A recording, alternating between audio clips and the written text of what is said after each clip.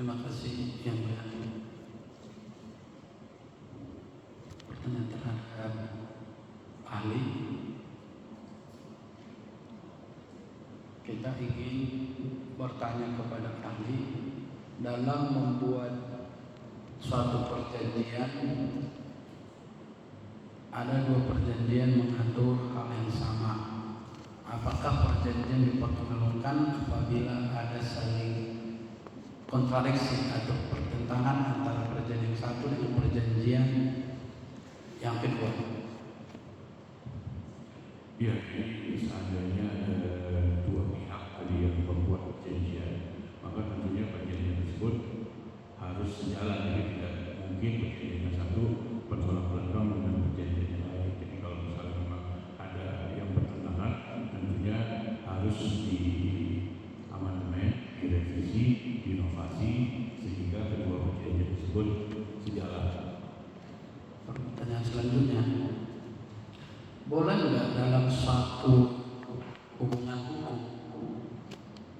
membuat suatu perjanjian, ada perjanjian keagenan, ini ada perjanjian jual beli, ini menyangkut contohnya suatu alat, contohnya PT alat Caterpillar gitu, diperkenalkan nggak? Contoh Caterpillar terhadap seseorang dia punya hubungan hukum keyakinan, satu sisi dia punya hubungan jual beli.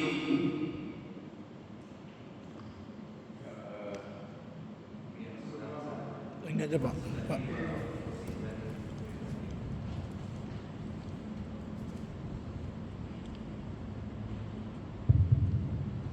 Ya, mungkin saya akan menjelaskan sedikit dulu tentang perjanjian keagenan.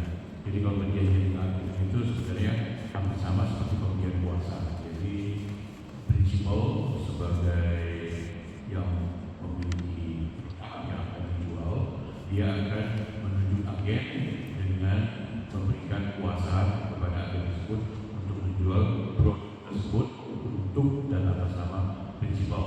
Jadi seandainya ada konsumen atau pihak ketiga yang ingin membeli produk, maka dia akan berhubungan dengan agen. Tapi transaksi jual belinya itu dilakukan antara si prinsipal dengan pihak ketiga tersebut. Jadi si agen tidak terlibat dalam transaksi jual beli tersebut. Jadi dia adalah orang tengah yang bertindak untuk dan atas nama prinsipal sebagai pemilik produk yang akan dijual.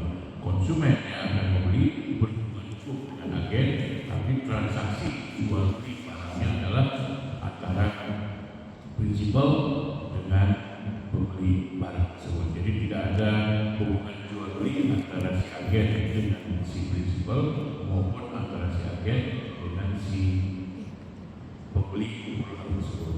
Agen itu dibedakan dari distributorship namanya. Kalau distributorship, prinsipal menjual kepada distributor, distributor menjual kepada pihak ketiga. Jadi ada perbedaan antara penunjukan agen dengan penunjukan distributor. Nah, dalam praktek memang sering terjadi kerancuan, maksudnya distributor tapi dibuatlah perjanjian keagenan. Tujuannya keagenan tapi pelaksanaannya jadi distributorship. Dalam praktek itu memang sering terjadi kekacauan. Nah, tentunya dalam hal ini harus dikembalikan pada niat semula, maksud semula. Apakah memang tujuannya agen atau tujuannya distributor? Kalau tujuannya agen, berarti pihak agen ini tidak melaksanakan jual beli baik dengan si pihak prinsipal maupun dengan pihak si pembeli akhir. Tapi kalau dia adalah distributorship, berarti si distributor ini membeli barang dari prinsipal dan menjual kembali kepada konsumen. Jadi mesti dikembalikan kepada maksud niat awal. Jadi kalau ada agen, ada jual beli, berarti terjadi kekeliruan dalam menafsirkan perjanjian semula. Berarti ketika ada perjanjian keagenan yang dibuat oleh pihak, seharusnya tidak boleh lagi ada perjanjian jual beli. Jadi kalau ada keagenan berarti tidak ada jual beli antara prinsipal dengan agen. Jadi jual belinya prinsipal langsung kepada jika terdapat fakta hukum. Ternyata ditemukan setelah ditandatangani perjanjian keagenan, ternyata ditemukan faktanya, ternyata mereka para pihak ini membuat perjanjian jual beli terhadap unit ini, bukan seperti yang disampaikan tadi antara pemilik barang keagenan di tengah baru ada pembeli, tapi ini langsung keagenan ini menjual kepada pembeli atas persetujuannya pemilik barang. Iya, kalau saya katakan tadi berarti ini harus misalnya kembali kepada niat semula dari prinsipal dengan pihak tadi yang apakah dia menjadi agen atau menjadi distributor. Nah mungkin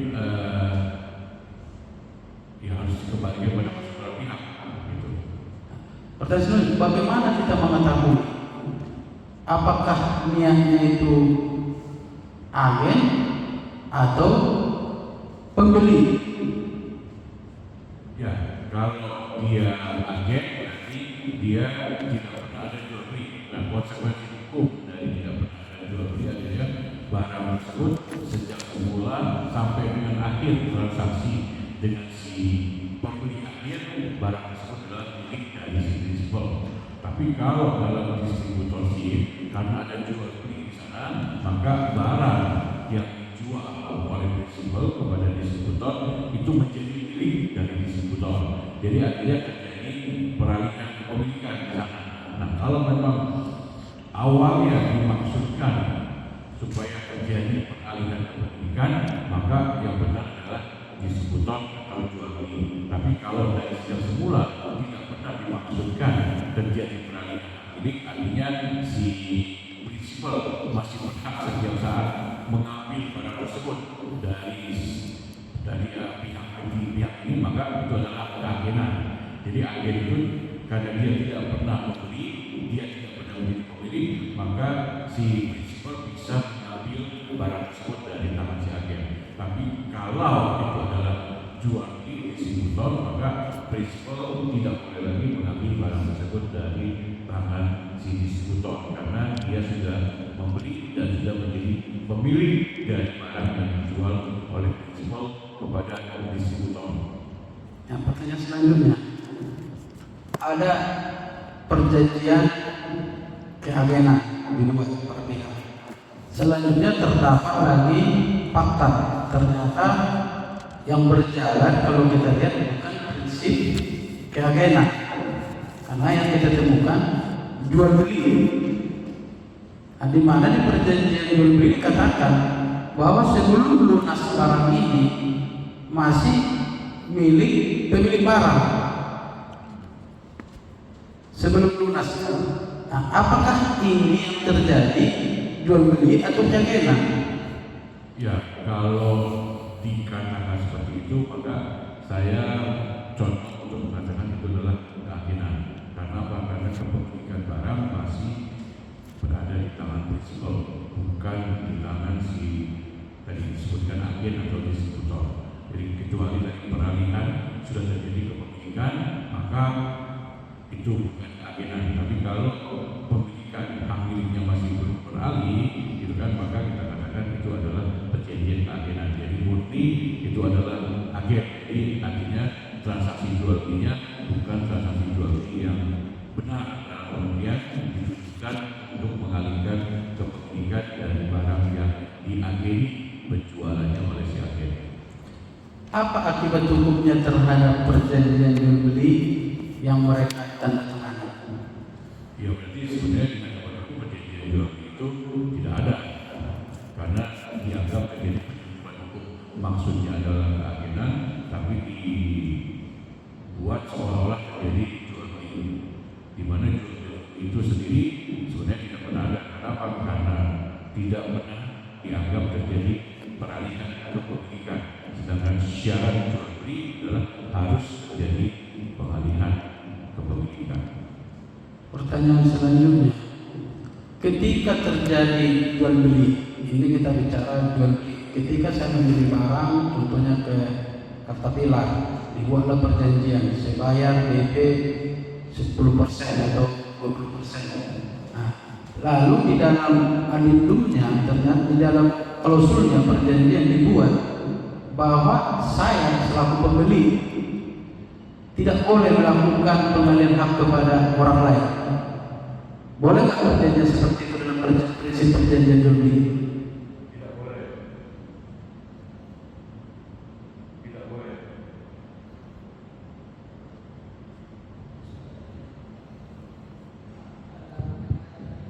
Tidak boleh. Jadi yang namanya jual beli harus terjadi peralihan hak milik. Jadi artinya dengan terjadinya peralihan hak milik, maka pihak tersebut dapat setiap saat menjual kembali atau dari menyewakan atau melakukan perbuatan apapun juga terhadap benda yang sudah dimiliki. Ya, jadi dengan tersebut terjadi peralihan kepemilikan yang memberikan kewenangan penuh kepada si pembeli untuk melakukan perbuatan hukum atas barang itu. Jadi kalau ada larangan tersebut, maka perjanjian tersebut bukan perjanjian jual beli meskipun judulnya jual beli. Pertanyaan selanjutnya, ketika perjanjian jual beli ditandatangani, pemilik barang masih punya hak nggak untuk melakukan lock atau mematikan mesin sehingga alat ini tidak bisa digunakan? Ya, dari transaksi jual beli itu mengalihkan kepemilikan. Jadi adalah hak sepenuhnya dari si pembeli untuk memanfaatkan barang tersebut, termasuk dari yang mau menjual kembali atau menyewakan. Dan pihak yang menjual sudah tidak punya hak apapun lagi atas barang yang dijual tersebut.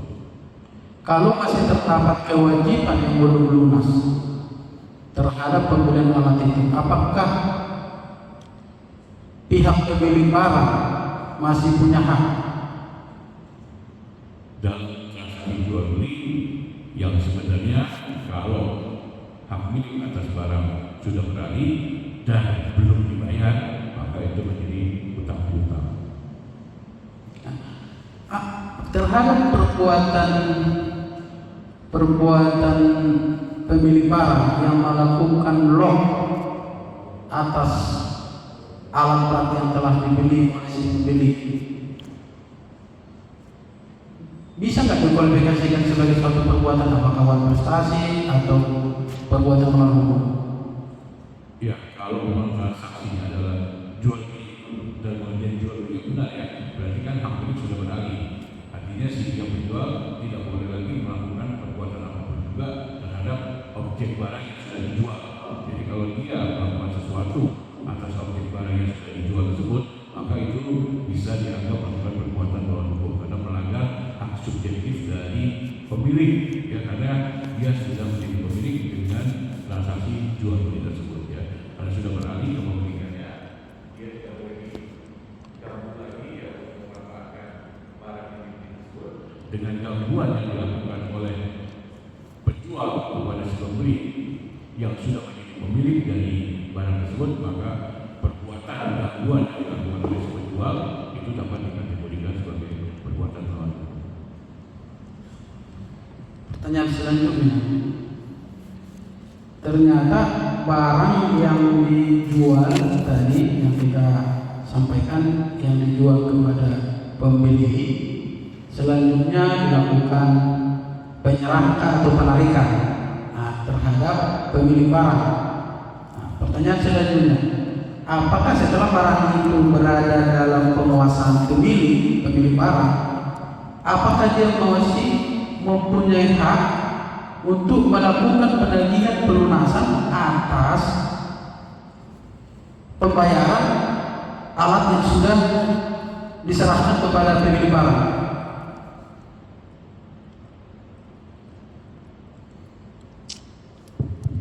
Ya, sebenarnya kalau itu adalah transaksi jual beli dalam perjanjian jual beli yang benar, maka tidak boleh dilakukan penarikan. Kenapa tidak boleh dilakukan penarikan? Karena hak miliknya sudah beralih. Jadi barang itu sudah milik dari si pembeli, bukan lagi milik dari si penjual. Jadi penjual sudah tidak boleh lagi menarik barang tersebut, kecuali dari transaksinya bukan transaksi jual beli, hanya sebatas keagenan. Kalau hanya sebatas keagenan, berarti tidak ada yang harus dibayar oleh si agen kepada si prinsipal. Oke, mereka sepakat. ada entah kesepakatan suara diserahkan, bukan penarikan, diserahkanlah alat berat tadi kepada pemilik barang. Setelah pemilik barang menerima alat itu, lalu menagih lagi kembali atas pelunasan alat yang sudah ditarik tadi, apakah itu diperkenankan secara hukum? Iya, jadi kalau memang tadi terjadi jual beli yang sesungguhnya terus belum dibayar dan alat tadi kemudian dikembalikan sebagai bagian dari pelunasan, maka tentunya tidak bisa lagi dilakukan penagihan berikutnya. Jadi kalau ditarik objek sebagai objek jual belinya udah ditarik kembali, walaupun ketika keadaannya ternyata bukan baru lagi seperti keadaan semula dibeli, karena udah pernah dipakai alat ini, lalu dilakukan penyerahan unit dengan berdasarkan kesepakatan. Apakah si pembeli ini masih punya hak secara hukum untuk mengajukan tagihan pelunasan terhadap alat itu?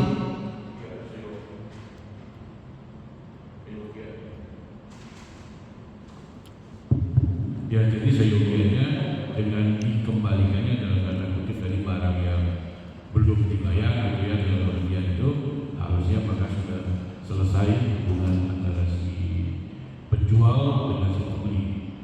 Jadi tidak ada lagi kewajiban apapun juga dari si penjual kepada pembeli maupun dari pembeli kepada penjual. Jadi tidak ada lagi tagihan-tagihan berikutnya dengan penyelesaian dalam bentuk pengembalian aset. Oke, pertanyaan selanjutnya, terhadap tadi dilakukan lock sehingga alat itu tidak dapat digunakan, dan si pembeli juga tidak bisa memanfaatkan atau menggunakan alat berat tersebut, tapi oleh pemilik barang masih melakukan penagihan pelunasan terhadap alat yang dilakukan blok atau diblokir sehingga tidak bisa digunakan. Apakah itu diperkenankan secara hukum? Ya, kalau ini saya melihat ada dua peristiwa sebenarnya. Peristiwa pertama adalah memang apakah sebatas keagenan atau jual beli. Kalau sebatas keagenan berarti hak milik beralih, ini terserah si prinsipal. Dalam konteks demikian, maka si agen tidak punya kewajiban membayar kepada si prinsipal. Kedua, kalau memang terjadi jual beli, kalau terjadi jual beli berarti hak milik sudah beralih kepada si distributor tadi. Artinya si penjual tadi ya, si prinsipal tidak boleh mengganggu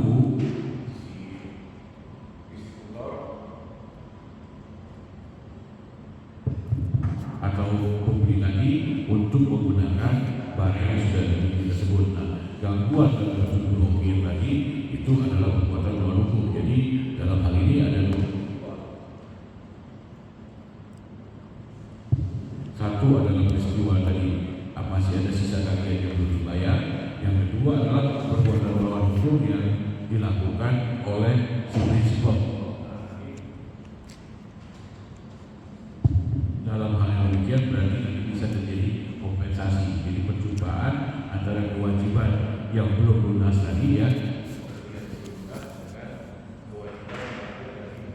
perbuatan melawan hukum yang dilakukan oleh si prinsipal.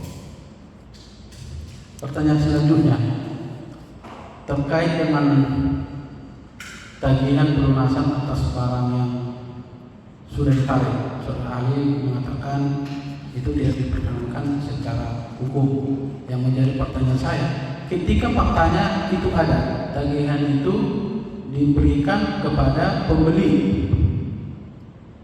untuk melakukan pelunasan, apakah tindakan tersebut dapat diklasifikasikan sebagai perbuatan melawan hukum?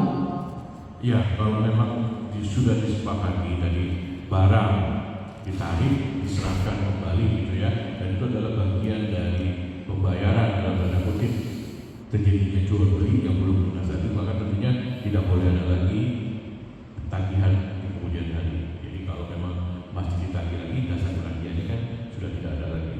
Jadi kalau dikatakan itu melanggar hak subjektif orang lain dan pelanggaran hak subjektif orang lain itu adalah bagian dari pelanggaran hukum, maka bisa masuk dalam kategori perbuatan melawan hukum. Nah, pertanyaan selanjutnya, terhadap tadi perjanjian, kita masuk terhadap perjanjian jual beli alat, telah ditentukan harganya berapa. Nah, ketika mengalami keterlambatan pembayaran, apakah dapat diperhitungkan bunga dan denda atas keterlambatan itu, walaupun tidak ditentukan dalam perjanjian? Iya, kalau tidak ada ditentukan dalam perjanjian, maka tidak ada bunga maupun denda. Jadi bunga atau denda itu hanya berlaku kalau memang ditentukan dalam perjanjian. Nah, kembali saya bertanya kepada ahli tentang summa seperti tagihan. Ada ini, saya punya hutang seseorang, jumlahnya contohnya 100 juta hutang saya kepada seseorang. Selanjutnya saya membuat tagihan menjadi 300 juta tanpa ada membuat uraian perhitungan. Nah, menurut pendapat ahli, apakah perbuatan itu dapat dikomunikasikan sebagai perbuatan melawan hukum atau perbuatan itu diperkenankan secara hukum dan tidak melanggar hukum? Ya, jadi kalau memang utangnya 100, berarti ya dikatakan 100 tadi ya, kecuali di perjanjian ada bunga dan denda. Jadi kalau tidak ada janji mengenai bunga dan denda, berarti yang dibayar yang bisa ditagih hanya sebatas 100 ya. Jadi dia tidak bisa dalam tanda kutip mengandai-andai seolah-olah dia memiliki tagihan yang lebih besar daripada 100. Jadi kalau seandainya tagihan tersebut dapat dianggap merupakan pelanggaran terhadap hak subjektif dari yang pihak yang ditagih, maka ada kemungkinan itu bisa menjadi suatu perbuatan melawan hukum. Nah, pertanyaan untuk yang terakhir, saudara ahli, terkait perjanjian jual beli, ternyata ada disepakati para pihak bahwa untuk menutupi siapa tahu tidak melakukan pembayaran, maka ada disepakati adanya penyerahan jaminan dengan menyerahkan berupa aset kepada pemilik barang. Nah, yang menjadi pertanyaan, ketika pembayaran itu tidak ada keterlambatan terhadap pembayaran utang terhadap perjanjian jual beli yang disertai dengan adanya penyerahan jaminan, bagaimana pendapat ahli terhadap perjanjian jual beli alat berat ini yang disertai dengan jaminan? Apakah jaminan ini dapat dilakukan oleh pemilik barang untuk menutupi pelunasan atas kewajiban dari pembeli barang tersebut? Ya, jadi kalau kita bicara konsep jaminan, ya dalam pengertian hukum berarti memang jaminan itu dipakai untuk melunasi utang yang belum dibayar. Jadi kalau ada utang tertunggak belum dibayar, maka itu dapat diambil pelunasannya dari jaminan yang ada. Nah, kalau pembayaran tetap lancar, tidak ada tunggakan, artinya jaminan itu tidak bisa diambil semena-mena, tidak bisa dipakai untuk apapun juga. Penyerahan jaminan yang dilakukan oleh pembeli alat berat dengan diserahkannya jaminan, apakah pembeli ini dapat dikualifikasikan sebagai pembeli yang bertindak baik? Ya, kalau memang tadi ada tunggakan dan tunggakan tersebut disepakati untuk diselesaikan dengan jaminan tersebut dan jaminan tersebut sudah diserahkan gitu kan, secara sukarela oleh pihak yang berutang tadi ya, yang bertunggal tadi, maka tentunya ya sudah selesai perbuatan itu. Jadi memang sejalan dengan 1338 yang perjanjian harus dilaksanakan dengan etikat baik. Cukup ini.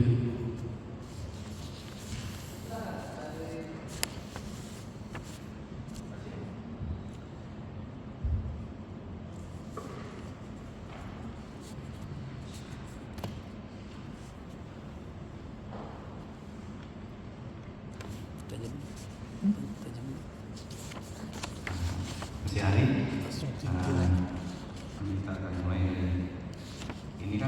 ada kontrak. Ketika dua belah pihak melaksanakan kontrak, berarti kedua belah pihak itu terikat untuk melaksanakan isi kontrak tersebut. Ya, saya boleh dengan 1320. Jadi selama perjanjian itu memenuhi ketentuan 1320, maka lahirlah kewajiban bagi para pihak, dan para pihak sesuai 1338 wajib melaksanakan kewajiban tersebut dengan demikian baik. Ketika isi-isinya yang di dalam kontrak sudah disepakati kedua belah pihak, itu mengikat kedua belah pihak. Ya, sesuai 1338 ayat 1, maka itu menjadi fakta substansial. Jadi apa yang sudah disepakati itu berlaku sebagai undang-undang bagi para pihak. Ketika terjadi perjanjian jual beli, kewajiban si penjual dan kewajiban si pembeli, ahli bisa menjelaskan?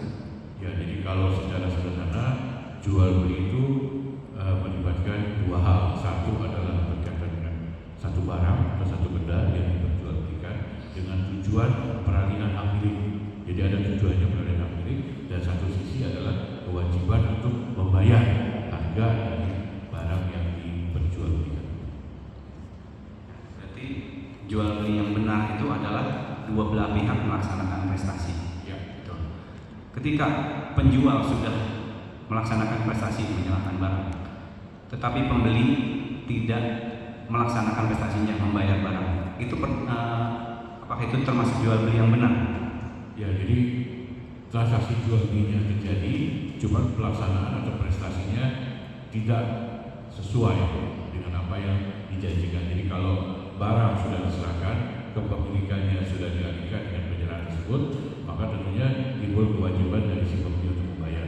Jadi kalau si pembeli tidak membayar sesuai dengan harga yang disepakati, maka artinya pembeli melakukan prestasi. Ketika pembeli melakukan prestasi,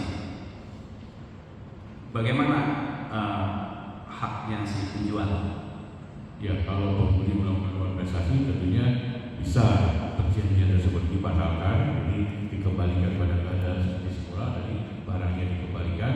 Artinya sejak kalau pembatalan kembali pada seperti semula, jadi tidak ada jual beli dihitung. Atau yang kedua, tetap dilaksanakan dengan menagih sisa yang belum dibayarkan. Dikembalikan seperti semula. Barang dikembalikan seperti semula. Barang berarti harus grace sama baru seperti saat diserahkan pertama. Saksi ahli begitu? Ya, tapi dalam prakteknya tidak mungkin terjadi barang yang diperjualbelikan itu sama pada saat jual beli dilakukan. Ketika barang yang dikembalikan sudah tidak sama, ada penurunan nilai. Begitu. Ahli setuju. Kalau secara pembukuan terjadi penurunan nilai, tapi kalau harga pasar kan bisa. Ya, ada penurunan. Setuju? Secara pembukuan bisa Ya, penurunan. Ketika ada penurunan, dipakai misalnya beli tahun 2016 sampai 2019 dikembalikan tahun ya baru 2023 2022 itu penurunannya sudah jauh kan, sudah jalan ya 5 tahunan, berarti depresiasinya sangat jauh, nilainya berarti tidak sama lagi. Seperti itu. Jadi ada dua yang saya katakan mengenai nilai barang. Yang satu adalah nilai pembukuan karena penyusutan. Jadi kalau penyusutan kan tergantung penyusutannya. Jadi kalau penyusutannya 4 tahun, pada 5 tahun sudah nol harganya. Tapi secara komersial barang itu masih punya nilai. Jadi biasanya dilakukan appraisal terhadap barang tersebut. Jadi dinilai dulu barang tersebut harganya kalau dijual lakunya masih berapa. Itu kalau kita katakan lakunya masih berapa, nggak tahu, tergantung si appraisal sendiri menilai dan tergantung pada barang yang diperjualbelikan. Ya, jadi saya mengatakan dalam hal yang demikian kita nggak menggunakan nilai buku yang sudah nol, tapi kita menggunakan nilai pasar wajar. Ketika barang itu belum pernah diappraise, sudah dipakai 5 tahun, nilai barang itu tidak bisa disamakan seperti saat semula kan? Ya, tunggu hasil appraisal. Nah, berarti barangnya harus di-appraisal dulu. Berarti barang yang dinyatakan itu tidak bisa dinilai sama seperti harga barang yang sebelumnya. Jadi ketika diambil alih, dikembalikan, tidak mengurangi hutangnya 100%. Seperti itu, hati. tergantung hasil appraisal gitu aja. Kalau misalnya utangnya 100, appraisalnya 90, ya berarti masih kurang 10. Tapi kalau utangnya 100 dan appraisnya 110, ya berarti belum bisa bayar 10. Jadi hasil appraisal itu belum tentu lebih rendah, tapi bisa juga lebih tinggi tergantung jenis barangnya. Ahli, ketika pembelian misalnya ini beli barang dijual, terus ada disepakati kepemilikan tidak berpindah selama belum lunas, itu bagaimana Bapak? Berarti bukan jual beli. Itu apa maksudnya? Itu bisa dikonstruksikan, misalnya sewa beli, atau kalau pakai uang berarti lebih ke arah sewa beli. Jadi selama belum lunas dianggap sebagai sewa, setelah lunas baru terjadi pembelian. Jadi itu bukan jual beli, tapi lebih ke arah sewa beli. Ini dalam perjanjian dinyatakan seperti itu. Ketika dinyatakan seperti itu, ini termasuk perjanjian sewa beli atau perjanjian jual beli? Dinyatakan barang belum berpindah tangan selama pembayaran belum lunas, dan itu disepakati oleh kedua belah pihak. Ya, jadi dalam konteks demikian saya mengatakan itu belum suatu jual beli. Jadi kalau memang ada pembayaran dalam tanda kutip tadi ya, berarti itu termasuk uang sewa pembayaran. Jadi kategorinya sewa beli. Tapi kalau nggak ada pembayaran, ya berarti bukan sewa beli juga, karena tidak ada kompensasi. Ya. Ketika keadaannya masih kepemilikan masih di tangannya prinsipal, itu bisa dijual belikan atau tidak? Ya, kalau kepemilikan belum beralih kan berarti bukan jual beli. Kalau bukan jual beli berarti tidak ada penjual, tidak ada pembeli. Pemiliknya adalah pemilik barang semula, karena hak miliknya belum pernah beralih. Jadi pemilik barang semula ya masih tetap berhak atas barang tersebut. Jadi sesuai kesepakatan, prinsipal masih tetap memiliki barang tersebut selama belum dilunasi. Gitu. Ya nggak ada jual beli karena tidak pernah terjadi peralihan kepemilikan. Oh, ya. Berarti tidak boleh harusnya dijual ya ke pihak lain. Tidak ada jual beli pokoknya di situ lah. Oh iya, barang sudah diserahkan ke pihak. Diserahkan tapi dijual. Diserahkan bukan sama pembelinya, dia jual lagi ke pihak lain belum dilunasi. Berarti kan pemilikan belum beralih dan tapi dilakukan jual beli lagi ke pihak lain, itu tidak boleh ya? Iya, betul. Terima kasih, tidak boleh. Jadi karena belum ada jual beli. Jadi meskipun dikasih dulu jual beli, tapi belum ada jual beli karena belum terjadi peralihan kepemilikan. Nah, konsekuensi hukum dari belum terjadi peralihan kepemilikan berarti barang tersebut masih milik dari si prinsipal. Si pihak yang tadi dikatakan membeli bukan membeli, jadi dia juga tidak boleh melakukan perbuatan hukum apapun juga atas barang yang dalam tanda kutip dikatakan dibeli. Jadi dia tidak usah ngapa-ngapain juga. Misalnya kejadiannya seperti ini, membeli barang dari penjual, terus belum dilunasi dengan adanya klausul hak milik tidak dilunasi. Nah itu statusnya bagaimana terhadap jual beli kedua yang dilakukan oleh pembeli kepada pembeli terakhir barang?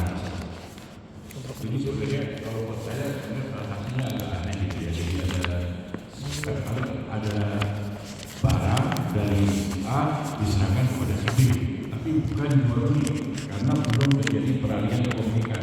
Nah, barang itu ada di tangan B. Nah, si B itu ngapain sama barang tersebut? Kalau si B kemudian diberikan hak untuk menjual, maka muncul yang namanya agen tadi. Kenapa? Karena agen tersebut tidak mengalihkan barang. Jadi barang ini ditaruh di tempatnya si B diberikan hak untuk menjual. Hak milik tidak pernah beralih dari A kepada B, tapi begitu B menawarkan barang tersebut kepada pihak C, yang menjual adalah A.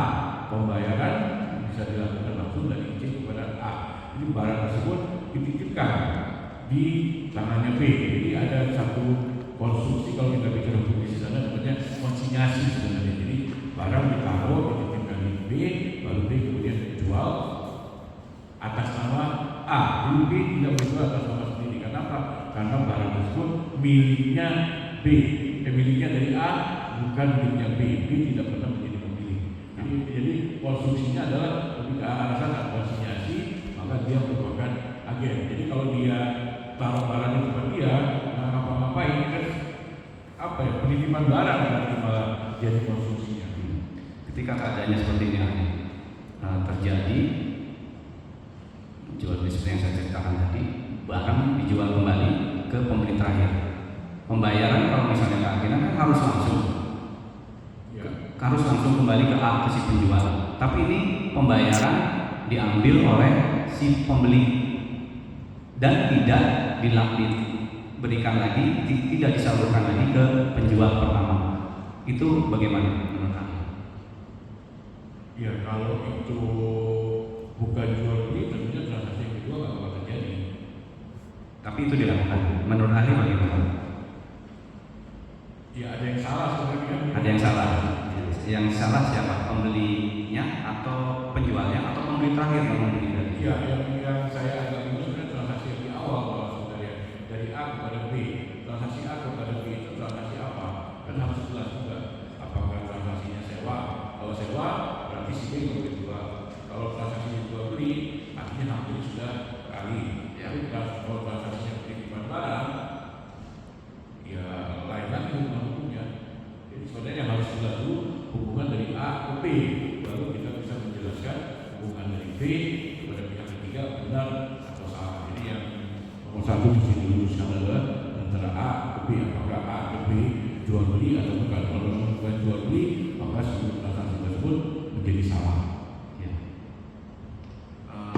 Haknya dari penjual terhadap pembeli yang tidak melaksanakan prestasinya apa?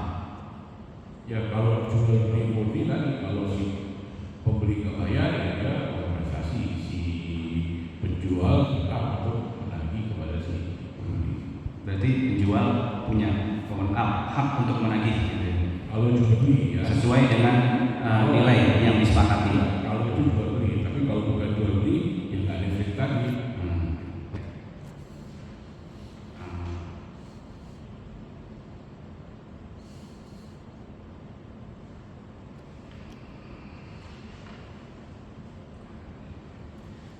Misalnya dalam jual beli, penjual melaksanakan prestasinya dengan menggunakan barang, kemudian pembeli ternyata tidak melaksanakan prestasinya. Terus dalam keadaan seperti itu dilakukan penagihan. Terus pembeli tidak melaksanakan kewajibannya membayar pelunasan, tapi malah menawarkan jaminan.